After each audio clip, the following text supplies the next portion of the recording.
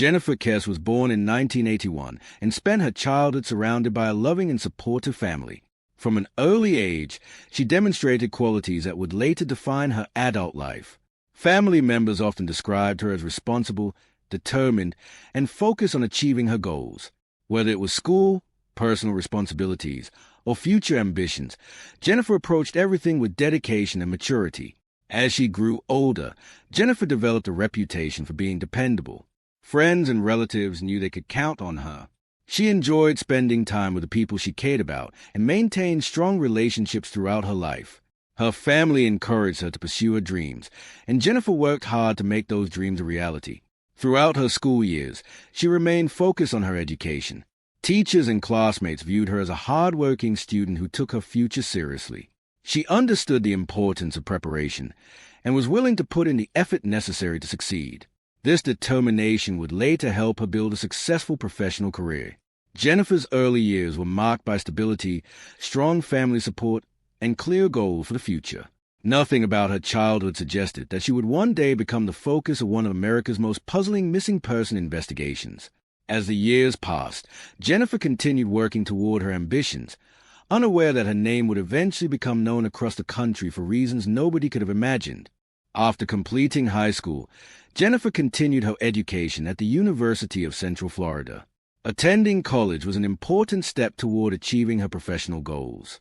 During her time at the university, she focused on building a future that would provide both independence and success. Graduating from college represented a major accomplishment.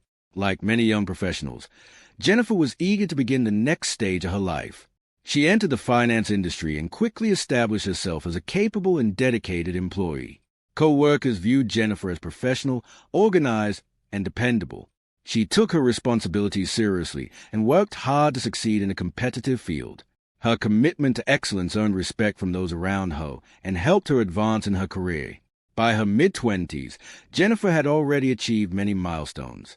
She had completed her education, secured a promising career, and was building a stable future.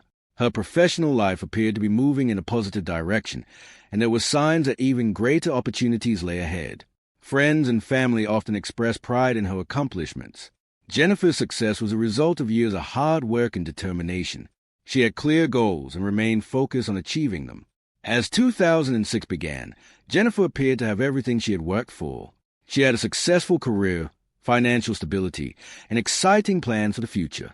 One of Jennifer's greatest accomplishments was purchasing her own condominium in Orlando, Florida. For a young professional in her 20s, owning a home represented a significant achievement and a symbol of independence. Jennifer was proud of what she had accomplished. The condominium provided her with a place to build her own life and enjoy the freedom that came with living independently. It was a major step forward and reflected the success she had earned through years of dedication and hard work. The property was located in a growing area, and Jennifer was excited about her future there. She continued balancing her career responsibilities while also settling into her new home. Like many homeowners, she was focused on creating a comfortable and stable environment. Family and friends saw this period as one of the happiest stages of her life. Jennifer appeared optimistic and motivated. She had plans for the future and looked forward to continuing her personal and professional growth. Her daily routine was generally predictable. She traveled to work, returned home, communicated regularly with loved ones, and focused on her responsibilities. There was little reason to suspect that anything unusual was about to happen. Everything seemed to be moving in the right direction. Jennifer had achieved independence, career success, and personal stability. Yet the place that represented such an important milestone in her life would later become central to the investigation into her disappearance. During the weeks leading up to January 2006, Jennifer continued living what appeared to be a normal and productive life. She maintained her work schedule, stayed in contact with family and friends, and followed her usual daily routine.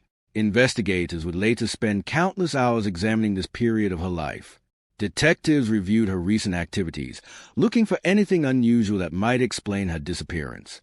They wanted to know whether Jennifer had experienced any problems, conflicts, or events that could provide a clue. Family members described her behavior as normal. Friends reported no significant concerns. Co-workers did not notice anything that appeared suspicious. By all accounts, Jennifer seemed focused on her career and future plans. As investigators reconstructed her final weeks, they found little evidence suggesting she intended to leave voluntarily. Her personal and professional life appeared stable.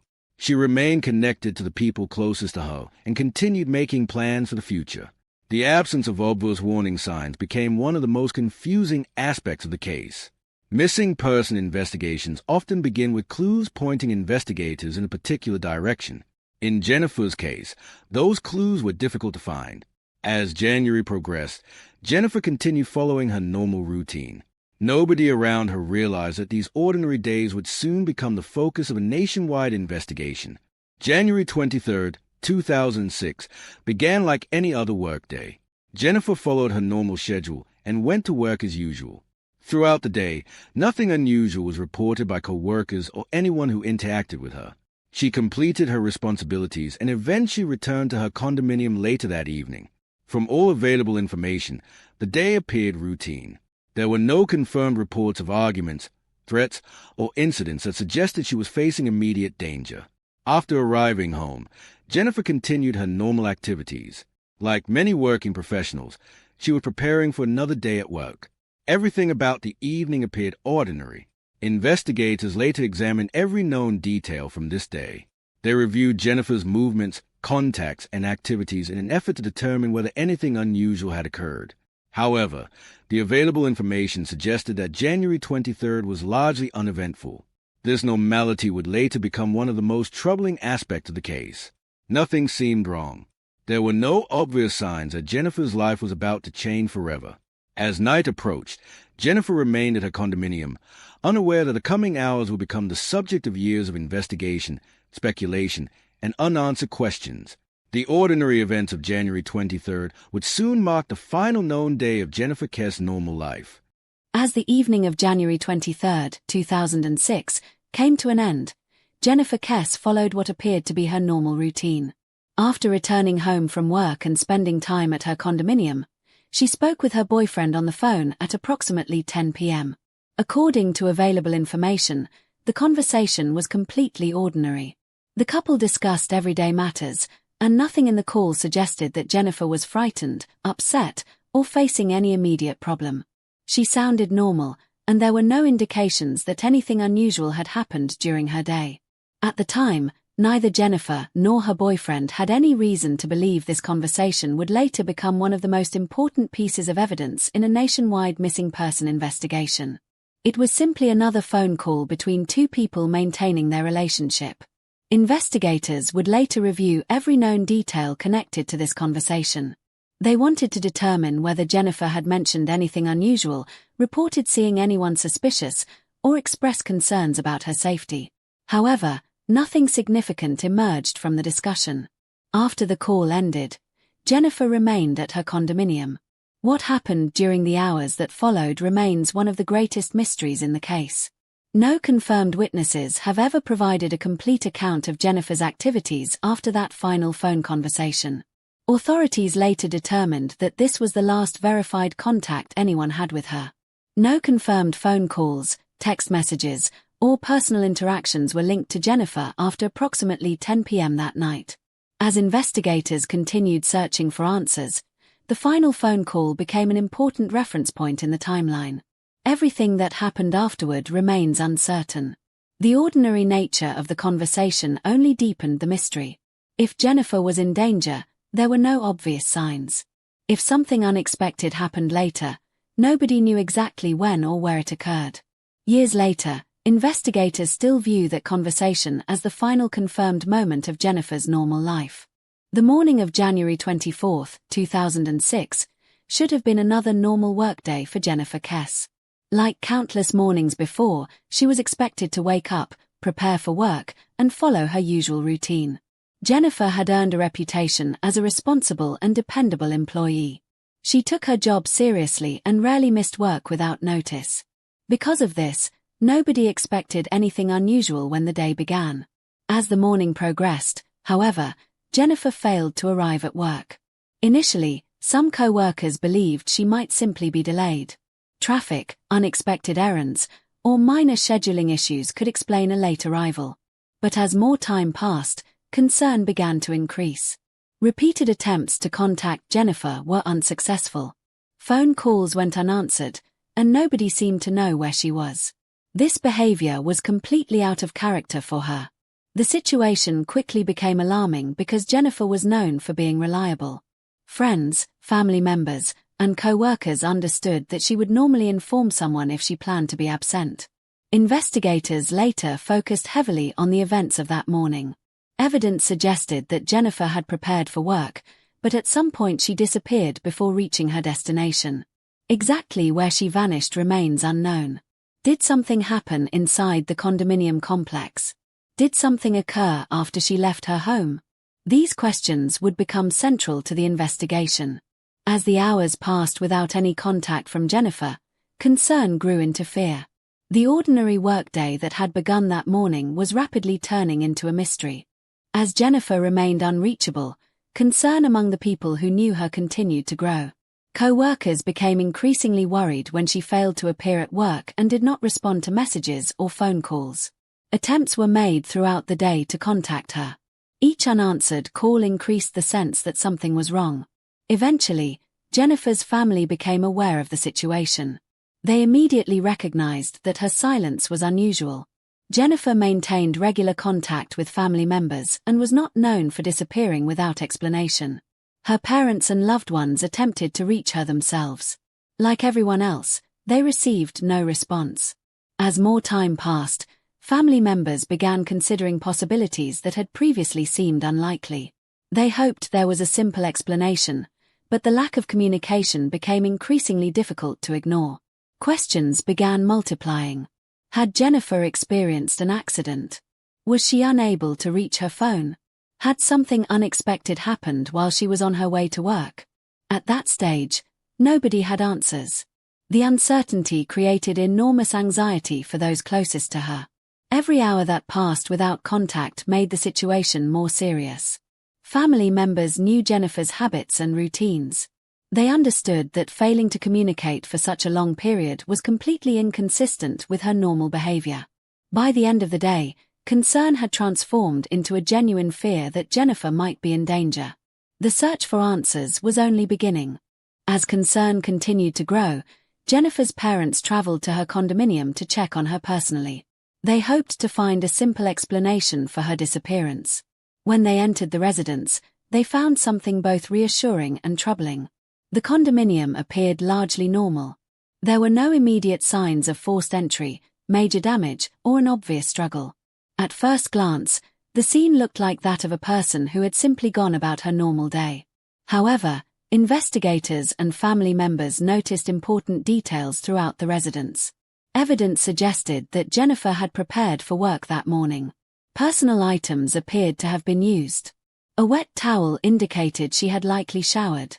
Makeup and other belongings suggested she had completed part of her normal morning routine. These observations became significant because they indicated Jennifer had likely started her day as usual. If she had prepared for work, investigators needed to determine what happened afterward. Police carefully examined the condominium, looking for evidence that might explain her disappearance. Detectives searched for clues, signs of suspicious activity, and anything that appeared out of place. Despite these efforts, no clear explanation emerged. The condition of the condominium created an important question for investigators. If Jennifer had completed her morning preparations, then where exactly had her routine been interrupted? The answer remained unknown. The condominium became one of the first major locations examined in the investigation, but it did not provide the breakthrough investigators desperately needed. As concern for Jennifer's safety intensified, law enforcement officially launched a missing person investigation. Detectives immediately began gathering information about Jennifer's recent activities. Their goal was to create a detailed timeline of her final known movements and determine where she might have gone. Family members, friends, co-workers, and neighbors were interviewed. Investigators asked questions about Jennifer's habits, relationships, daily routine, and any unusual events that may have occurred before her disappearance. Police reviewed available records and examined the circumstances surrounding the case. Every detail became important. Detectives attempted to determine who had spoken with Jennifer during her final hours. They reviewed known contacts and searched for information that could help explain her sudden disappearance. As the investigation expanded, officers worked to identify potential witnesses and gather additional evidence. Search efforts focused on locating Jennifer and understanding what had happened between the last confirmed contact and the moment she vanished. The case presented immediate challenges. There was no obvious crime scene. There were very few clues. And there was no clear indication of where Jennifer had gone. Despite these obstacles, investigators continued pursuing every available lead. They hoped that interviews, evidence collection, and public assistance would eventually reveal the truth. Unfortunately, as the days passed, answers remained elusive. What began as a missing person report was quickly becoming one of the most puzzling investigations in Florida history. As the investigation continued, detectives focused on gathering and analyzing every piece of information connected to Jennifer Kesse's disappearance. With very few immediate leads available, investigators knew that even the smallest detail could prove important. One of the first steps involved reviewing Jennifer's phone records. Detectives carefully examined incoming and outgoing calls, searching for unusual activity or unknown contacts. They hoped the records would reveal information about Jennifer's final communications and possibly identify someone who had interacted with her shortly before she disappeared. Investigators also reviewed Jennifer's personal contacts. Friends, family members, co-workers, and acquaintances were interviewed in an effort to understand her recent activities. Detectives wanted to determine whether Jennifer had mentioned any concerns, unusual encounters, or changes in her routine. In addition to examining her communications, investigators worked to reconstruct Jennifer's daily schedule. They studied her normal habits and movements, hoping to identify where something may have gone wrong. Understanding her routine was important because it could help reveal whether her disappearance was random or planned by someone familiar with her activities. Detectives spent countless hours organizing information and comparing statements. Every interview was reviewed, and every timeline was carefully examined. The goal was to create the most complete picture possible of Jennifer's final known days. Despite these efforts, investigators found no obvious explanation for her disappearance. Her life appeared stable, and there were few indications that she had planned to leave voluntarily. As the investigation progressed, detectives realized they were dealing with a case that would require patience, persistence, and careful attention to detail. The search for answers continued, but the mystery remained as confusing as ever. 2 days after Jennifer Kesse disappeared, investigators received a significant development. Her black Chevrolet Malibu had been located approximately 1 mile from her condominium. The discovery immediately became one of the most important moments in the investigation. Police responded to the location and secured the area around the vehicle. Detectives understood that the car could contain valuable evidence capable of revealing what had happened to Jennifer. At first glance, the vehicle appeared to have been deliberately parked and abandoned. There were no obvious signs explaining why it had been left there. More importantly, Jennifer herself was nowhere to be found. Investigators carefully documented the condition of the vehicle before beginning a detailed examination. Every part of the car was considered potentially important. Detectives hoped fingerprints, DNA, or other evidence would identify the person who had last driven it. The location of the vehicle created additional questions. Why was it found so close to Jennifer's condominium? If someone had taken the car, why leave it only a short distance away? Investigators considered numerous possibilities, but lacked enough evidence to reach a conclusion. The discovery of the Chevrolet Malibu represented both progress and frustration. While the vehicle provided investigators with a new source of evidence, it did not immediately reveal what had happened to Jennifer. Instead, it added another layer of mystery to an already confusing case. After locating Jennifer's vehicle, investigators expanded their search for evidence in the surrounding area. Detectives visited nearby apartment complexes and businesses, hoping surveillance cameras had recorded something useful. Their efforts eventually produced one of the most famous pieces of evidence in the entire case. A security camera recorded an unknown individual parking Jennifer's Chevrolet Malibu before calmly walking away. The footage provided investigators with visual evidence connected to the vehicle's abandonment. The individual appeared to arrive alone. After parking the car, the person exited the vehicle and left the area on foot. Nothing in the footage immediately revealed the person's identity. Investigators carefully reviewed the recording, believing it might provide the breakthrough they desperately needed. If the person could be identified, detectives might finally learn who had been connected to Jennifer's vehicle after her disappearance. The surveillance footage quickly became a central focus of the investigation.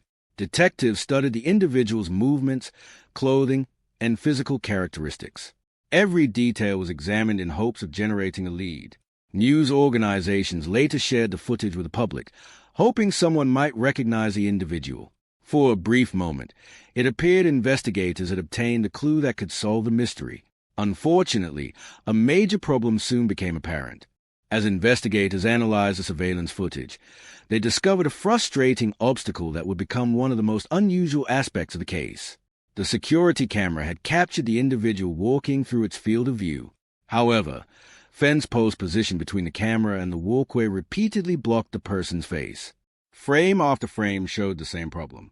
Whenever the individual's face should have been visible, a fence post obscured the view. The timing was so precise that investigators were unable to obtain a clear image of the person's facial features. Experts reviewed the footage extensively. Advanced image enhancement techniques were used in an attempt to recover additional details.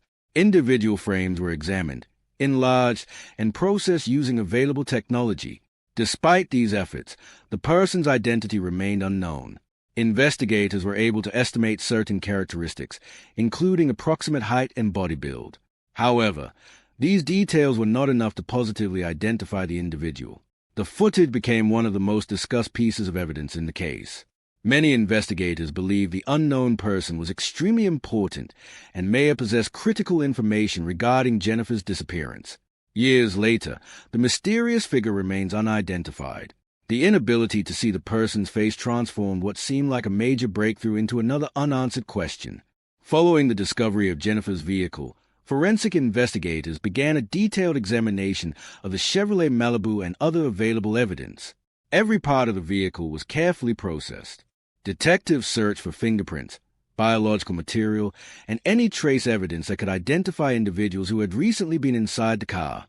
Investigators documented the vehicle's condition and collected samples for laboratory testing. Their goal was to determine whether evidence inside the car could reveal what happened after Jennifer disappeared. Forensic specialists examined surfaces throughout the vehicle, hoping to recover fingerprints that could be compared against known individuals. They also searched for DNA evidence that might help identify a suspect or person of interest.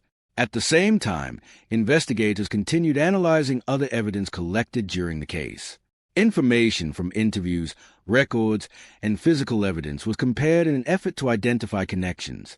The forensic process required patience and attention to detail. Every sample had to be carefully examined and evaluated. Detectives understood that a single piece of evidence could potentially change the direction of the investigation. Despite extensive efforts, investigators still faced significant challenges. While evidence was collected and analyzed, no immediate breakthroughs solved the mystery. The search for answers continued as detectives combined forensic findings with information gathered from witnesses and investigative leads. For many involved in the case, hope remained that science would eventually reveal what traditional investigative methods had not yet uncovered. As the investigation expanded, detectives began one of the most important parts of any missing person case, interviewing people who may have known Jennifer Kesse or interacted with her before she disappeared. Family members were among the first individuals questioned. Investigators wanted to understand Jennifer's daily habits, relationships, future plans, and recent activities. Her parents provided detailed information about her personality and routine. They explained that Jennifer was responsible, organized, and unlikely to disappear voluntarily. Friends were also interviewed extensively. Detectives asked whether Jennifer had mentioned any concerns, unusual encounters, or recent conflicts. Investigators hoped someone might remember a detail that seemed insignificant at the time, but could later become important. Co-workers provided information about Jennifer's professional life. They described her as dependable and hardworking. Nothing in her workplace behavior appeared unusual before her disappearance. She had attended work as normal and had not indicated plans to leave or change her routine. Neighbors and residents living near Jennifer's condominium were questioned as well. Investigators searched for witnesses who may have seen suspicious activity during the hours surrounding her disappearance. As tips began arriving from the public, detectives worked to verify each lead. Some tips appeared promising initially but eventually produced no useful evidence. Others led investigators to conduct additional interviews and searches. The challenge facing detectives was separating valuable information from rumors and speculation. Every lead required time and resources to investigate properly. Despite hundreds of interviews and countless investigative hours, no witness was able to provide the crucial information needed to explain what happened to Jennifer. The investigation continued moving forward, but the answers remained out of reach. As investigators searched for explanations, attention turned toward the construction activity taking place near Jennifer's condominium complex. At the time of her disappearance, various construction and renovation projects were being carried out in the area. Workers regularly entered and exited the property, creating additional challenges for investigators attempting to determine who had access to the complex. Detectives examined records and interviewed workers connected to these projects. Their goal was to identify anyone who may have seen Jennifer during her final known hours or who may have possessed information relevant to the investigation. The large number of workers and the movement of people through the area made the process complicated. Investigators attempted to identify individuals, verify employment information, and establish who had been present near the condominium during the critical period. Over time, public discussion surrounding the case led to various theories involving construction workers. Some observers believed someone familiar with the area may have observed Jennifer's routine and known when she would be leaving for work. Investigators examined available information carefully. Interviews were conducted, records were reviewed, and potential leads were followed. Despite years of speculation, authorities were unable to develop sufficient evidence linking any specific individual from construction sites directly to Jennifer's disappearance. As with many aspects of the case, questions remained while definitive answers proved difficult to obtain. The theory continued attracting attention because of the proximity of construction activity to Jennifer's home, but investigators still needed evidence capable of confirming any connection. As weeks turned into months and months turned into years, Jennifer Kesse's disappearance began receiving significant national attention. News organizations across the United States covered the case extensively. Television programs featured interviews with investigators and family members. Newspapers published articles discussing developments in the investigation. Online discussions continued to grow as more people learned about the mystery. One reason the case attracted so much attention was the unusual combination of circumstances surrounding Jennifer's disappearance. There was no clear crime scene, very little evidence, an abandoned vehicle, and surveillance footage showing an unidentified individual whose face could not be seen. The surveillance video became especially well known. Millions of people viewed the footage, hoping they might recognize a mysterious person connected to Jennifer's vehicle. Jennifer's family played an important role in keeping public attention focused on the case. They participated in interviews, worked with media outlets, and continued encouraging anyone with information to come forward. National exposure generated numerous tips for investigators. Some leads required additional investigation, while others were eventually ruled out. Even so, public awareness helped ensure that the case remained active in the minds of investigators and the public. Over the years, Jennifer's disappearance became one of the most recognized missing person cases in America. Despite extensive media coverage, however, the central mystery remained unsolved. The publicity kept hope alive, but it did not provide the answers everyone was seeking. As the years passed, advances in forensic science created new opportunities for investigators working on long unsolved cases. Evidence that could not be fully analyzed in 2006 could now be examined using improved technology. Modern forensic methods offered investigators a chance to revisit materials collected during the original investigation. Authorities reviewed evidence with fresh eyes, searching for details that may have been overlooked or impossible to detect years earlier. DNA analysis, digital enhancement techniques, and other scientific developments provided additional investigative tools. Investigators reported that new forensic examinations had produced developments worth pursuing. While many details remained confidential, officials indicated that evidence continued to be evaluated using modern methods. These advances offered hope not only to law enforcement but also to Jennifer's family. Throughout the United States, numerous cold cases have been solved through technological improvements that became available years after the crimes occurred.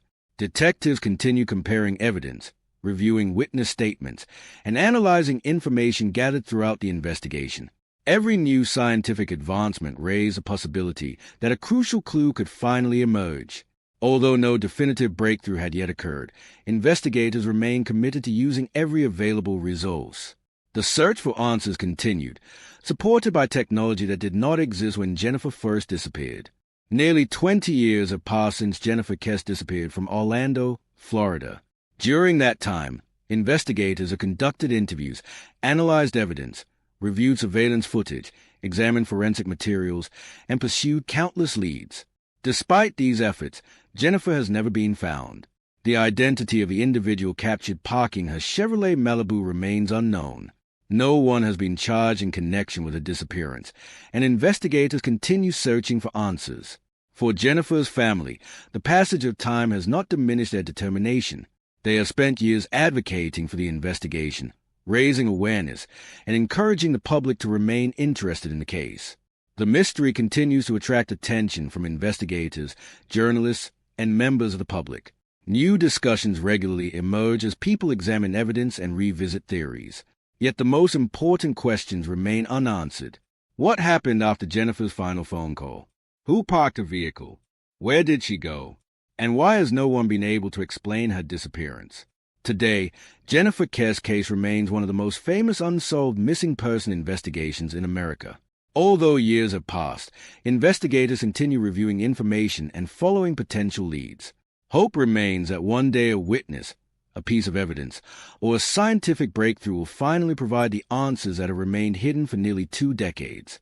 Until that day arrives, the disappearance of Jennifer Kesse remains an enduring mystery.